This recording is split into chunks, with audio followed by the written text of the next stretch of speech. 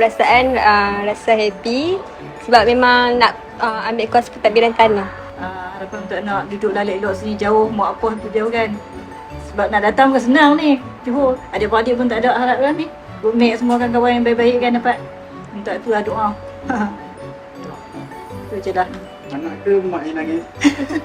Anak rasanya.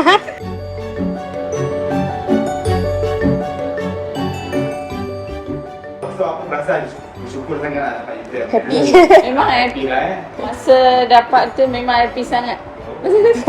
Oh tak jangan nangis-nangis lagi lah. Sebenarnya sebab anak saya memang sebelum ni belajar di Foundation UTM, jadi memang harapan kita nak masuk sini lah. Satu family sangat happy lah. Sebab ini memang harapan kami kalau boleh sambung di UTM. Dia dah biasa di sini. Okay, saya suka kampus UTM. Sungguh cantik. Saya dulu pun belajar di JB juga, jadi saya suka tempat ni lah.